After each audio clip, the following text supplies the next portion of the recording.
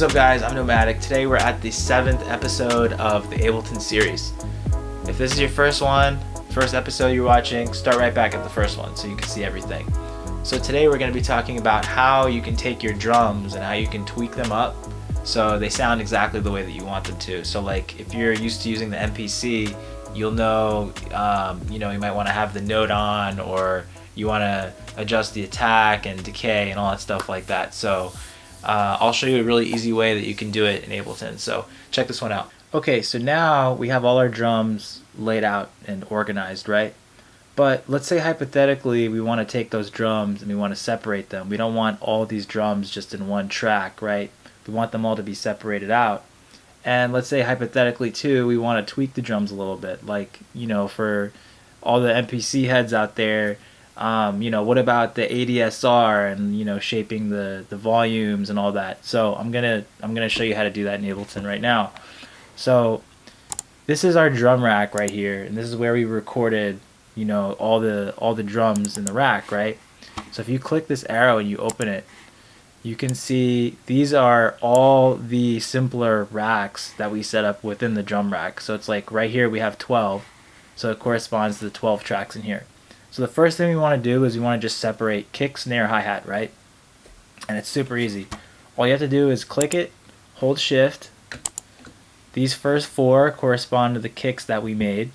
So all you need to do is drag and drop it out of this like group. And there you have it right here. A drum rack just with kicks in it. So you can just rename this kick. And then do it again. So then these are your snares. Drag and drop it out. Snare. That's it. Rename that to snare. And right here the hi-hats are left in here, so you can just change it back to how it was before. Rename that hi-hat. So now they're all separate.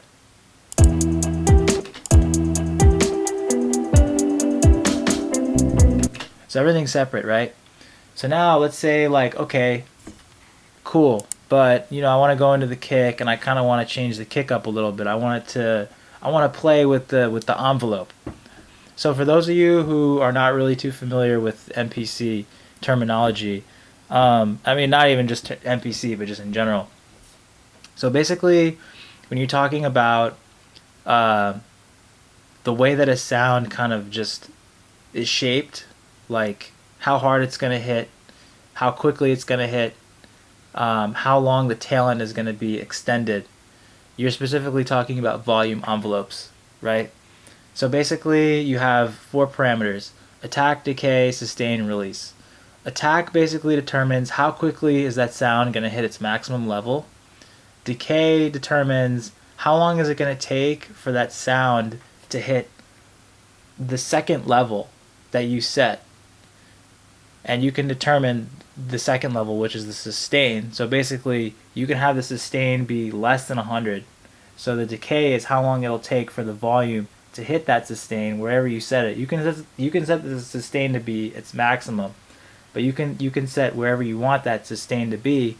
And release is basically how long will it take for that sound to disappear after you let go of the key, right? And you can do all that right in simpler. So if you look right here, I'm just going to play the kick, right? This is the kick I'm using right here. So if you look in simpler, right, you have 3 buttons you can click: slice, one shot, classic, right? So for the MPC guys who know the difference between note on and one shot is basically you just click the button once and it's just going to play through the whole sample. So in order to get that envelope that we're talking about, that ADSR, you want to switch it to classic. And classic is kind of like the note on, where when you hit the key and you let go of it, the second you let go of it, the sound is going to disappear. So that's kind of the effect that I have in here. So if you want to change the envelope now, if you go into Controls and you click Amplitude, there it is. It's right there. So you can just, this is your release, so you can just shorten it if you want. And you see how it's like choppy now? I can just bring this down bring the sustain down. You can see right here, attack, decay, sustain, release. Just drop it down like this. And you just make it like punchy sounding. Or you can make it kind of fade in. Turn the attack up. Increase the release. And of course, there's a filter in here too. So if you want to filter it down, low pass filter, high pass filter, band pass filter, whatever you want. So if it's too punchy, you can filter it down. And Ableton also has a bunch of different filters, so you can emulate like some vintage filter or something. I don't really know exactly what it is, but it's just different filters that you can try out with a drive. It's kind of cool if you want your stuff to sound different. So that's pretty cool. So you can shape whatever you want. You can do that with your kick, you can do that with your snare, and especially for the hi-hat. Now the hi-hat, I think, sounds right now, it sounds a little too static. It sounds like a little too like not much variation. It's just too like robotic sounding. Just too like simple, you know what I mean? I kind of want to hear like a little bit of, you know, a change in velocity. So there's two ways you can change it. If you double click here and you look at these notes, these little dots down here correspond to the velocity. So you can kind of just go through and just individually, you know, maybe move one down, move one up, change it up like that. But if you want the quick, lazy way, which is what I prefer to use sometimes, you can use another MIDI effect. And this MIDI effect is called velocity, which is exactly what we're trying to do. So all you need to do, open up velocity, pick, I like dynamic too, and you just drag and drop it right here. Hi-hat, just drag and drop it right there. And what this is going to do is it's going to automatically change the velocity of the hi-hat every time the key is struck on the keyboard. So if you listen now with dynamic on,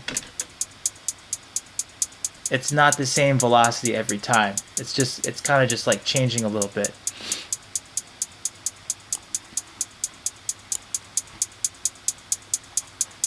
And you can increase the randomness. You'll see what I'm saying. You get that like kind of swing, you see? It's not the same velocity every single time. So it's just another way to change it up. Alright, I hope that was helpful. In the next video, we're going to talk about how you can use Simpler to do a little bit more tricks than what we talked about before.